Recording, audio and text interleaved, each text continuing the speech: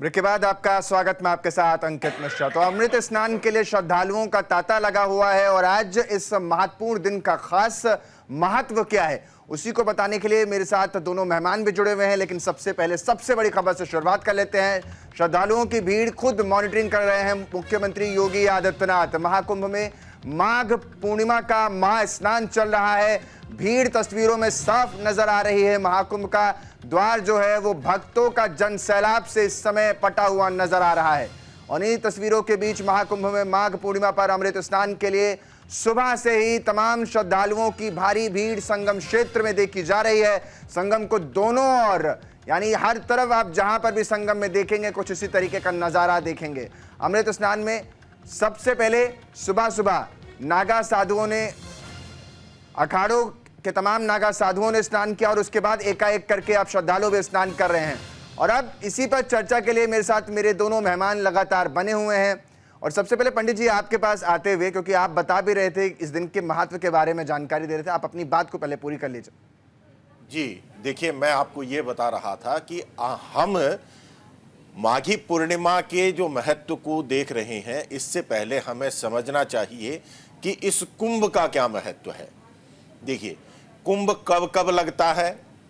कुंभ 4 कुंभ विशेष रूप से बताए गए हैं, जिसमें कि जो महाकुंभ होता है ये 12 वर्ष में एक बार आता है, ऐसा कहा जाता है। और ऐसी जो परिस्थितियां बनती है, जैसे वृषभ राशि में देवगुरु बृहस्पति हो और सूर्य चंद्रमा दोनों एकत्रित होकर के मकर राशि में आ जाएं, तो ये जो महापर्व होता है, जो माघी अमावस्या के दिन होता है, तो माघी अमावस्या वाला जो दिन होता है इसको महाकुंभ कहा गया है।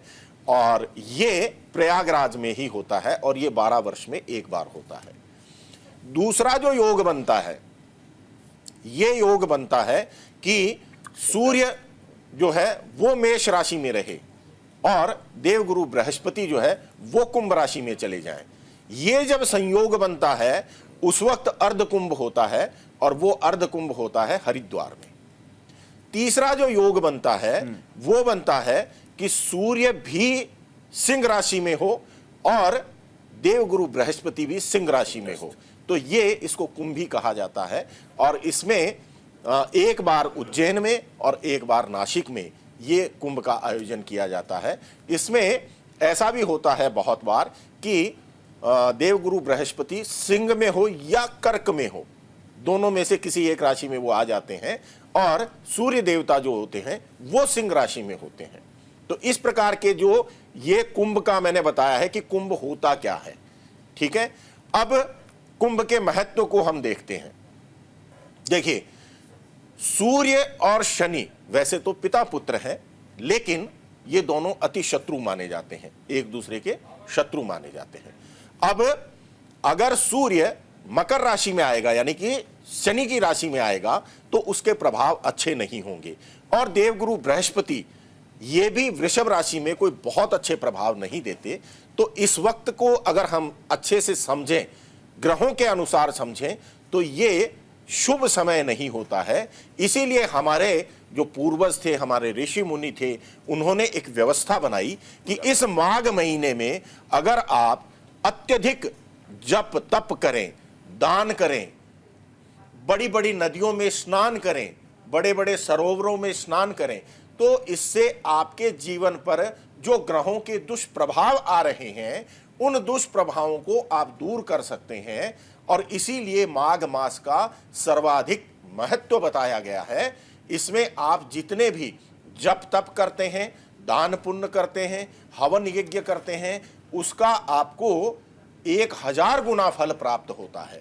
और इसीलिए इस कुंभ का सर्वाधिक महत्व बन जाता है। क्या? अगर आप कुंभ के समय में अगर त्रिवेणी में स्नान करते हैं, प्रयागराज जो तीर्थराज प्रयागराज कहा गया है, वहां पर जाकर अगर स्नान करते हैं तो आपको 1000 अश्वमेघ यज्ञ के समान फल प्राप्त होता है। अश्वमेघ यज्ञ की अगर बात करें तो पूर्व समय में राजा महाराजा, जो बड़े बड़े राजा हुआ करते थे, जिनके पास में राजपाट होता था, अनेक नौकर चाकर होते थे, धन संपदा उनके पास में होती थी, वो अश्वमेघ यज्ञ को करवाने में सक्षम माने जाते थे, क्योंकि अश्वमेघ यज्ञ कोई साधारण यज्ञ नहीं हुआ करता था और इसमें बहुत ज़्यादा धन की आवश्यकता होती थी। अब अगर देखा जाए तो प्रत्येक व्यक्ति के पास में, किसी भी गरीब आदमी के पास में अश्वमेघ यज्ञ कराने का सामर्थ्य तो होता नहीं है। तो अगर किसी व्यक्ति को, गरीब व्यक्ति को भी, साधारण व्यक्ति को भी अगर अश्वमेघ यज्ञ का फल प्राप्त करना है तो माघ महीने में वो त्रिवेणी संगम में जाकर के स्नान करे, प्रयागराज में जाकर के स्नान करे। प्रयागराज के बारे में सर्वविदित है, सबको पता है कि ब्रह्मा जी ने सृष्टि की रचना की मनोकामना से, सृष्टि को बनाने की कामना से प्रथम यज्ञ जो है प्रयागराज में आकर के, जो धरा के ऊपर, जो हमारी धरा है, धरती है, धरती के ऊपर प्रयागराज में सबसे पहला यज्ञ ब्रह्मा जी ने किया था। तो इसलिए वहाँ प्रयागराज को तीर्थराज कहा गया है, तीर्थों का राजा कहा गया है। कहते हैं माघ मकर गत रवि जब होई, तीर्थपति आव सब कोई। तीर्थ जो प्रयागराज को तीर्थपति कहा गया है, तीर्थ का राजा, तीर्थों का राजा कहा गया है। तो माघ में जब सूर्य मकरगत होता है, मकर राशि में जाता है, तब प्रत्येक व्यक्ति प्रयागराज में जाकर के और वहां पर गंगा में स्नान करता है और अपने द्वारा किए गए जितने भी आपको बीच में रोक रहे हैं, उनका आपको बीच में रोक रहे हैं, लिए चलते हैं। अनंत अंबानी इस समय क्या कुछ करे, जरा सुनवाते हैं आपको। भगवान का आशीर्वाद जी, बस। माँ गंगा से क्या कामना की सर? एक बहुत अच्छा लगा मुझे यहाँ आकर और स्नान करके बहुत अच्छा लगा, बहुत बहुत धन्यवाद। और बस भगवान से प्रार्थना करता हूँ कि सब जगह सुख और संपत्ति रहे। तो अनंत अंबानी को सुन रहे थे साफ तौर पर, क्योंकि जिस तरीके से उपमन्यु जी ना केवल साधारण व्यक्ति बल्कि सियासत से जुड़ा सितारा हो या बॉलीवुड का सितारा हो या फिर इनसे हटकर के आप जाते हैं उद्योगपति घराने, वो सब यहाँ स्नान करने आ रहे हैं। इसको आप कैसे देखेंगे? और कुछ लोग हैं जो इसमें नुक्स निकाल रहे हैं। नहीं आना चाहिए, नुक्स निकालने वाले तो हमेशा ही रहे, विरोध करने वाले तो हमेशा ही रहे। राम के टाइम में भी रहे, वो धोबी बन के रहे, कृष्ण के टाइम में भी रहे। तो उनकी तरफ अगर हम लोग ध्यान देंगे तो हम अपनी प्रोग्रेस नहीं कर पाएंगे, समाज की प्रोग्रेस नहीं होगी। वो तो हमेशा ही रहेंगे, उसको आप हटा ही नहीं सकते। निगेटिव आदमी हमेशा रहेगा। आप अच्छे से, आप उसको पेट भर खाना खिला दीजिए, उसके बाद भी कहेगा मजा नहीं आया। क्यों? क्योंकि उनकी दिमाग में, और जो आप कहिए वही करके दिखा दीजिए। वो उन्होंने कहा हमें ये चाहिए, वो भी कर दिए, तब भी वो नहीं, क्योंकि उनके माइंड में नेगेटिविटी भरी हुई है। वो किसी भी हालत में वो पॉजिटिव बात सोच ही नहीं सकते। खुद ही बनाएंगे रास्ते और खुद ही उसमें मुकर जाएंगे। अभी इसके पहले जो महाकुंभ हुआ था वहां पे, ये तो छोड़ दीजिए, केवल 4.5 करोड़ आदमी आया था और 45 आदमी मरा था। वैसे सांख्यिकी उसमें गिनती में 35 बता रहे हैं, 45 आदमी। मैं भी इलाहाबाद का ही रहने वाला हूँ, चायल तहसील का। तो तब उन्होंने नहीं कहा, आज भी हिसाब नहीं दिया, आज भी कागज नहीं बताए और अपनी तरफ से, जबकि अब इतनी विज्ञान में बढ़ गया है कि एक एक आदमी की गणना होती है। सबके पास पास वो है, क्या कहते हैं, सारी आधार कार्ड वगैरह कि कौन मरे, तो वो कहते हैं कि नहीं बहुत मर गए। अरे बहुत मर गए तो आप साक्ष्य दो, लेकिन वो अपने साक्ष्य नहीं देंगे। उनका काम है बोलना, केवल बोलना। सुबह क्या बोल रहे हैं, शाम को अगर उनसे पूछो तो खुद ही नहीं बता पाएंगे कि हमने सुबह क्या बोल दिया। तो सबसे बड़ी बात है कि उधर मत ध्यान दीजिए, ध्यान ही मत दीजिए। आप आए हैं अच्छा काम करने के लिए, आप में क्रिएटिविटी है, आप में पॉजिटिविटी है, आप धर्म की तरफ से भी हैं, समाज की तरफ से भी हैं, और आपको तीनों चीजें, तन से, मन से, धन से, तीनों से सुखी रहना है। तो चाहे वो पूंजीपति हो, चाहे मध्यम स्तर का हो, चाहे निम्न स्तर का हो, सब चाहते हैं कि हम 1-2 सीढ़ी आगे बढ़ें। तो वो उनके लिए ये सब पर्व बनाए जाते हैं। नहाए, आए, नहाए, और 5 चीजें होती हैं किसी भी पूजा का: जप, हवन, तर्पण, मार्जन, ब्राह्मण भोज। ब्राह्मण भोज का मतलब होता है कि आप खाना किसी को भी खिलाएं, गरीब को खाना खिलाएं। ये 5 चीजें होती हैं किसी भी अनुष्ठान की। XYZ कोई अनुष्ठान हो, हमारी सनातन संस्कृति में तो ये पांचों चीजों से गुजरना पड़ता है। तो आदमी आ रहा है, आइए, अपनी हैसियत के हिसाब से दान करिए, पुण्य करिए और प्रसाद पाइए और प्रसन्न होकर घर जाइए कि हमने कुछ अपने लिए, अपने समाज के लिए, अपने परिवार के लिए क्रिएटिविटी की, पॉजिटिविटी की। तो हम कहीं पे भी निगेटिव बात नहीं करना चाहते, सबसे बड़ी बात है, अच्छी बात करना चाहते हैं। और ऐसा महत्व 144 साल बाद, ऐसा पर्व 144 साल बाद आया है। सारे ग्रहों की जो सर्कमस्टांसेस और सारी चीजें बनी हुई है, ये 144 साल बाद बनी है और अब 144 साल और लग जाएंगे।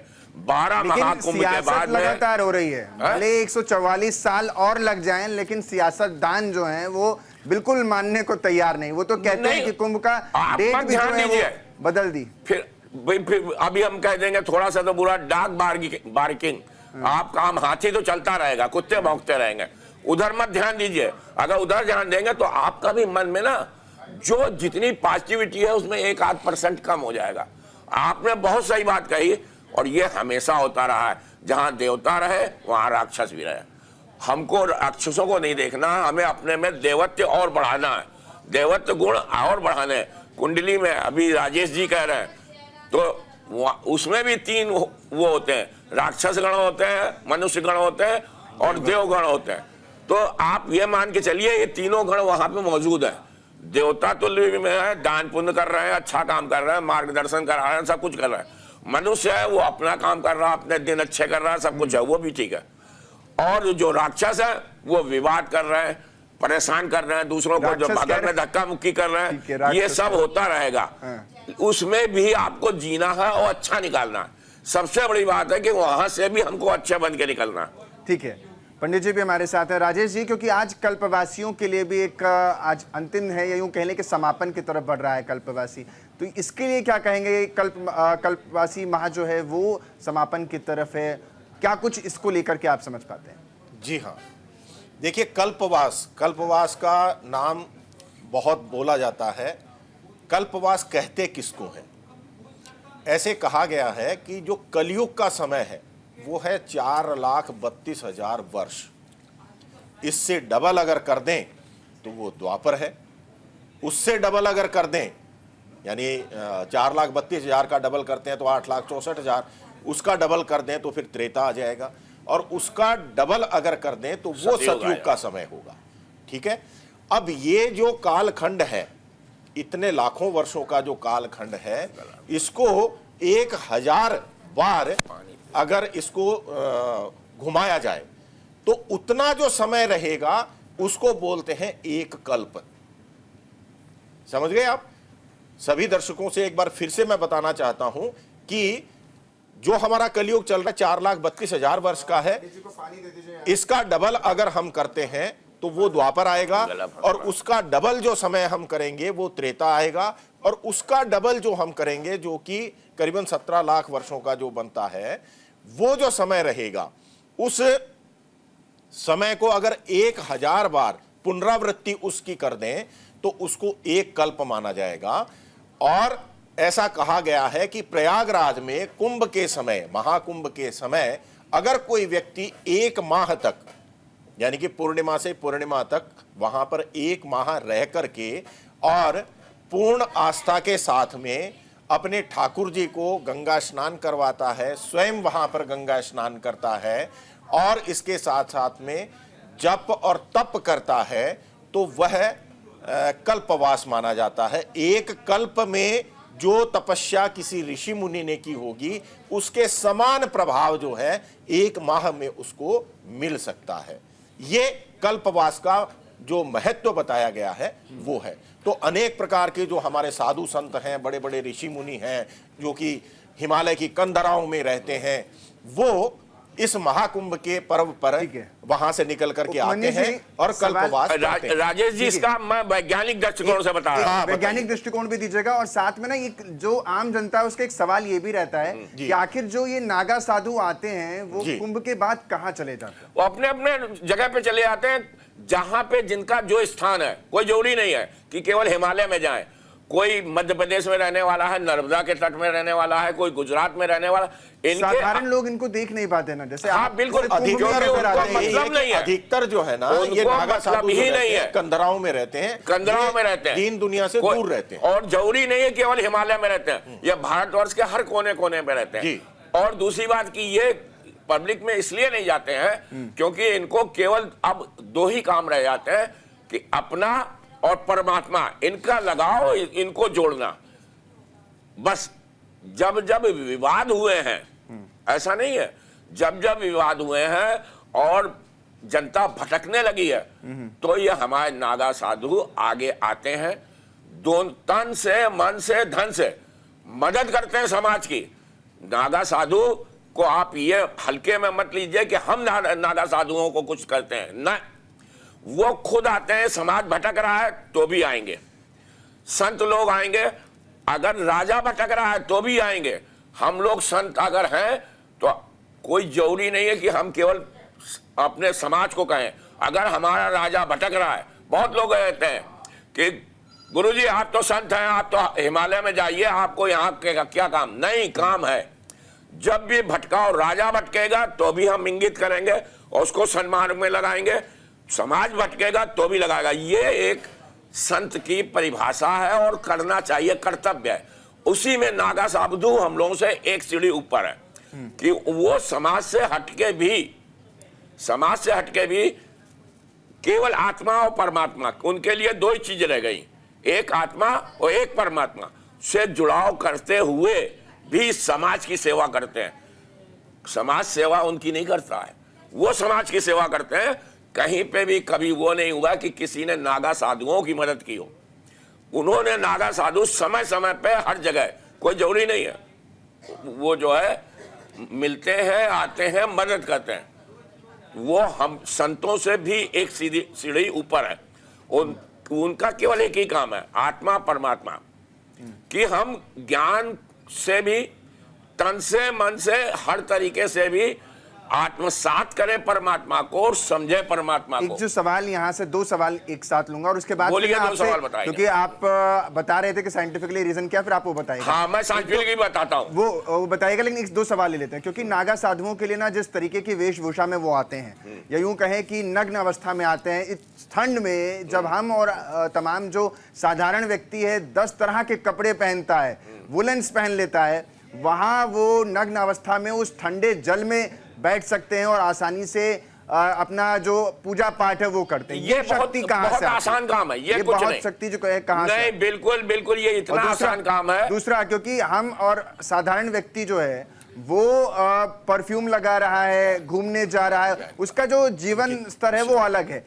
आखिर अंकित उनसे जी, नहीं। बदल करके वो ऐसा कैसे कर पाते हैं जो हम और आप अंकित, जैसे लोग नहीं कर अंकित जी, मैं कह रहा हूं ये आप भी कर सकते हैं। ये ऐसी कोई फर्क वो नहीं है। अंकित जी, सियाचिन ग्लेशियर में जहां -20 रहता है, 40 तक हो जाता है, वहां पे भी मनुष्य रहता है। उसने अपने को कैपेबल कर लिया है उस बर्फ में रहने का, जहां 24 घंटे बर्फ रहती है, 12 महीने बर्फ रहती है। और जो समुद्र के बीच में जहां हवा ही साल्टी है, नमक वाली है, पसीने पसीने हो जाता आदमी, वहां पे भी मनुष्य होता है। मनुष्य को परमात्मा ने ऐसी शरीर दिया है कि ये लोहे से ज्यादा मजबूत और एक गुलाब के फूल से ज्यादा कमजोर है। ये आपको अपने हिसाब से कैसे रहना है, मैं आपसे कह रहा हूं, बड़ाई नहीं कर रहा हूं। मैं ऊनी वस्त्र नहीं पहनता, बर्फ में घूमता हूं, एक ही हमेशा यही एक चोला पहन के हर जगह घूमता हूं। मेरे को ठंड नहीं लगती, मेरे को गर्मी नहीं लगती, मुझको एसी की जरूरत नहीं है और मुझको बर्फ में जाके ठंड की कोई उलन वर्ग। और ये भी जो पहने हुए हैं ये भी ऊनी नहीं है, ये हम 12 मास रखते हैं, गर्मी में भी यही ढक के रहते हैं। तो ये आपके ऊपर है। परमात्मा ने आपको इतना अच्छा शरीर दे रखा है कि आप स्वयं भी कर सकते हैं, लेकिन उनको उससे जरूरत नहीं है, तो उन्होंने ये भी कपड़े छोड़ दिए। हम समाज में रहते हैं तो हमको पहनना जरूरी है। और भभूत एक ऐसी चीज होती है कि रोए रोए में अगर आपने भभूत लगा दी है तो वो सब रोए बंद हो जाएंगे, रंग। आप केवल जो 5 इंद्रियां हैं उनका ही उपयोग करेंगे, तो आपको न गर्मी लगेगी न ठंड लगेगी। ये तो वैज्ञानिक हो गया कि आप भभूत लगाते हैं इस कारण से, लेकिन जो सही बात है कि हर व्यक्ति बगैर खाने के रह सकता है तपबल से, लेकिन वो तपबल करेगा कैसे? सबसे बड़ी बात है कि होगा कैसे? उसके पास, आदमी के पास समय नहीं है, अपने परिवार में जुटेगा, पढ़ाई करेगा, लिखाई करेगा, कमाई करेगा, परिवार को देखेगा, समाज को देखेगा, और जरूरी भी है। मैं ये नहीं कहता कि खाली मनुष्य का शरीर, आत्महत्या करना पाप क्यों है, जुर्म क्यों है? इसलिए कि इस शरीर में, अंकित जी, आपके इस शरीर में केवल आपका हक नहीं है, आपके माँ बाप का है, आपके दोस्तों का है, समाज का है, समाज को भी आप कुछ देते हैं। तो इसलिए आप ठीक है, अपने शरीर को भी डिस्ट्रॉय नहीं कर सकते। ये बिल्कुल, और साइंटिफिक है। कानूनी तौर पर भी हम नहीं कर सकते हैं। नहीं कर सकते, ठीक है, कानूनी तौर पर नहीं कर सकते ये सरकार का भी हिस्सा है। ठीक है पंडित जी, लौटेंगे, लेकिन यहाँ वक्त हो चला एक छोटे से ब्रेक का। आप कहीं मत जाए, बने रहे हमारे साथ, देखते रहिए न्यूज़ इंडिया।